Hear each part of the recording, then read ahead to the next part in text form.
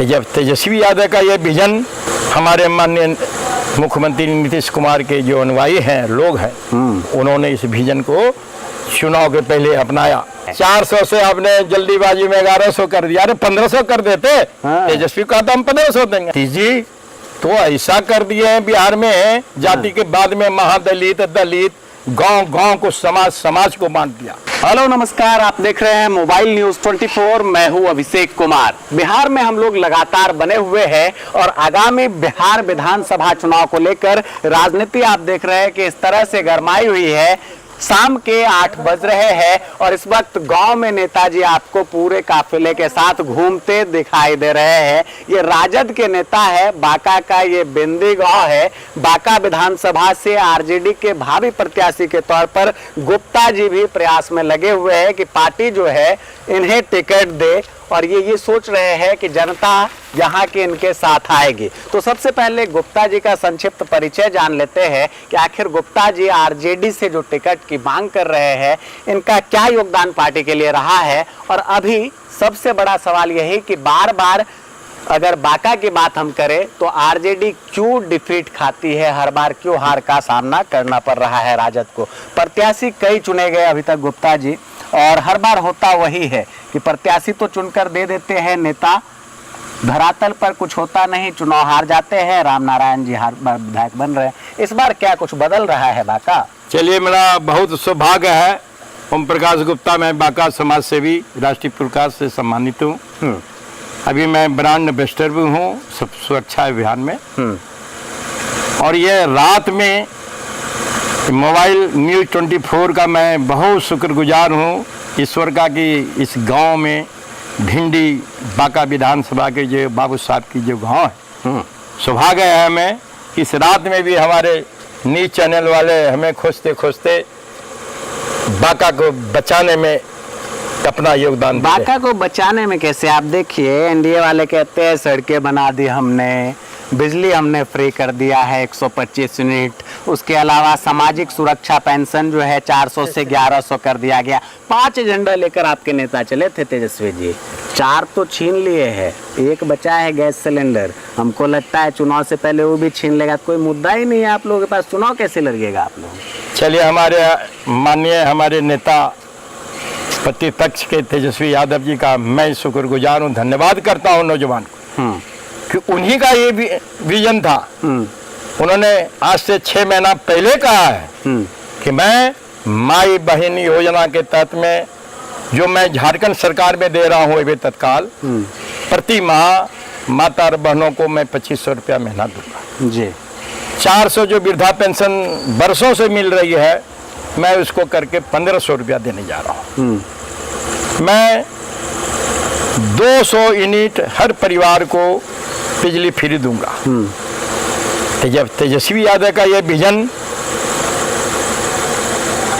हमारे माननीय मुख्यमंत्री नीतीश कुमार के जो अनुयायी हैं, लोग हैं, उन्होंने इस विजन को चुनाव के पहले अपनाया। पहले कहते थे पैसा कहाँ से आएगा बिजली के लिए तेजस्वी, जो तुम बिजली फ्री करोगे। अब आप आनन फानन में 125 बिजली यूनिट आप देने का फैसला किया और दे रहे हैं लोग। 400 10,000 तो महिलाओं को भी मिलने लगा है, अब मिलेगा धीरे धीरे, जीविका को आ गया है। 400 से आपने जल्दीबाजी में 1100 कर दिया। अरे 1500 कर देते। तेजस्वी का तो हम 1500 देंगे। आप भी 1500, 2000 कर देते। फिर आपकी योजना जो है, जो आप लोग मैनिफेस्टो चला रहे हो, लगता है एकदम से लिपापोती हो गई। नहीं, हमारे तेजस्वी का जो साफ सुथरा विजन है और नौजवान है, बिहार को वो एक दिशा दे रहा है नौजवानों को। 17 साल के अपने उप मुख्यमंत्री काल में पूरा दुनिया ने देखा, बिहार ने देखा, पहली बार 4-5 लाख लोगों को, नौजवान सभी जाति धर्मों के लोगों को नौकरी थे। एनडीए के उस वक्त आप थे नीतीश जी के साथ ना, जदयू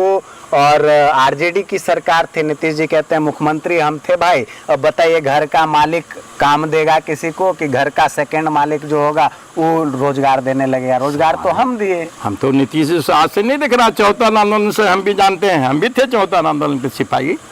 छात्र आंदोलन में। नीतीश जी झूठ बोल रहे हैं। नीतीश जी तो ऐसा कर दिए हैं बिहार में, जाति के बाद में महादलित, दलित, गांव गांव को, समाज समाज को बांट दिया। हाँ। मैं ओम प्रकाश गुप्ता दावा करता हूं, ऐलान करता हूं कि आप जाति में मत बांटिए समाज को, इस संप्रदाय के बात को आप मत कहिए। हम लोग गांव में सब परिवार, सभी जाति के लोग रहते अच्छा हैं। ओम प्रकाश गुप्ता जी, सारी चीजें ठीक है, एक समीकरण और हमको समझा दीजिए। बांका में कई बैनर पोस्टर लगे हुए हैं आपके पार्टी से ही उम्मीदवारी के लिए। कोई कहता है कि भाई मुस्लिम बहुल क्षेत्र होने के कारण हमको दीजिए, बार बार मुस्लिम चेहरे को टिकट मिलती है, और भी कई सारे दावेदार है। कुल मिला के हमको लगता है आरजेडी से टिकट मांग रहे लोगों में 15 लोग शामिल हैं। तो आपको क्या लगता है, पार्टी आप पे क्यों भरोसा जताए, क्यों आपको बांका से चुनाव मैदान में उतारे, और उतारने के बाद क्या होगा?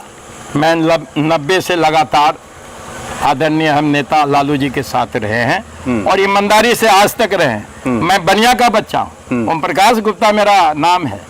एक बनिया समाज का भी हम सामाजिक न्याय की जो धारा लालू जी ने दिया था, मैं उस विचार के साथ में आज भी बांका बाजार में झंडा लेकर लालू का खड़ा हूँ। और सभी जानते हैं, पूरे पटने की जितनी भी हमारे नेता हैं, बांका के हो या बिहार के या झारखंड को, ओम प्रकाश गुप्ता को एक नाचीज, एक उम्मीद है कि भरोसा जता देंगे तेजस्वी। नहीं, हमने अपना बायोडाटा 25 पन्ने का मैंने करीब 15 दिन पहले सभी नेता को, लालू जी को भी, वहाँ सारे लोगों को मैंने, सभी लोगों को, बड़े जो शीर्ष नेता हैं आरजेडी के, हमारे दल के, मैंने दे दिया। और लालू जी को मैंने डायरेक्ट कहा है कि हमें टिकट नहीं दीजिए, समीक्षा करके दीजिए बांका में। बांका की जनता त्रस्त है और समीक्षा कीजिए, जो जितायु कैंडिडेट हो आपका है, जो कार्यकर्ता हो, जो सब दिन लगा है, उसे लोगों को इस बार बांका का 161 विधानसभा से आप टिकट दें। चलिए एक और आखिरी सवाल, आप ये बताइए कि अगर मान के चलिए आपको टिकट नहीं मिलता है तो पार्टी के साथ जुड़ाव रहेगा या निर्दलीय भी आप सोच सकते हैं? जब जब विधानसभा चुनाव हुआ है, मैं बराबर अपनी उपस्थिति बांका विधानसभा से दिया हूँ। मुझे नहीं मिला तो तब भी आज हूँ। पहले प्रदेश में महासचिव रहे, फिर जयप्रकाश नारायण यादव जी बांका आए लड़ने, उनके साथ रहे। आज भी मैं खड़ा हूँ, आज भी जिला के कोषाध्यक्ष भी हूँ। बिल्कुल। तो जो एक अनुशासित कार्यकर्ता का एक तरह से आप कहेंगे प्रारूप रहता है, वही प्रारूप लेकर ओम प्रकाश गुप्ता जी भी चल रहे हैं। ओम प्रकाश जी, इन सब के बाद कभी मोदी जी आएंगे बिहार चुनाव में, योगी जी आएंगे, और होता क्या है चुनाव के वक्त हिंदू मुसलमान, भारत पाकिस्तान, तमाम तरह की बातें चलती है, और राम नारायण मंडल जी विजय होते हैं, रैली निकालते हैं। इसका तोड़ नहीं ढूंढ पा रहे हैं अभी तक आप लोग, कैसे तोड़ निकलेगा इसका? हम 90 से ये 2025 35 साल हो गया बांका के दो आदमी की राजनीति के बीच। बांका की जनता आज तरस से देख रही है, विकल्प खोज रहा है, और विकल्प के रूप में मैं समाज सेवी ओम प्रकाश गुप्ता इस बार बांका 161 विधानसभा से राजद के उम्मीदवार बनने का प्रयास कर रहा हूँ। इसलिए दल में रह के मैं सेवा किया हूँ, मेरी भी दावेदारी मजबूत है, और सभी जाति धर्मों के लोगों का हमें इतना प्यार, इतना सम्मान मिला है। मैंने सेवा किया इस बांका को, सेवक बन के किया है। सारे लोग जानता है इस इलाके का, बाराहाट हो, हमारी विधानसभा या बांका जिला के लोग जुड़े रहे हैं। बिल्कुल। तो ओम प्रकाश जी सीधे तौर पर कह रहे हैं कि क्षेत्रीय लोगों के बीच में इनका जुड़ाव लंबे समय से चल रहा है, वर्षों से लोगों की समस्या को लेकर ये ज्ञापन सौंपते रहे हैं, मांग करते रहे हैं, चाहे वो अधिकारी से करनी हो या नेताओं से करनी हो। तो इन तमाम मुद्दे पर इन्हें विश्वास है, राजद से ये दावेदारी रख रहे हैं। तेजस्वी यादव को और आरजेडी को इनकी जो नीति और नियत है वो कितनी समझ में आती है, और बांका में होता क्या है ये तो आने वाला समय डिसाइड करेगा। आप तमाम दर्शकों का बहुत बहुत धन्यवाद। कैमरा पर्सन दिलीप सिंह के साथ मैं अभिषेक कुमार।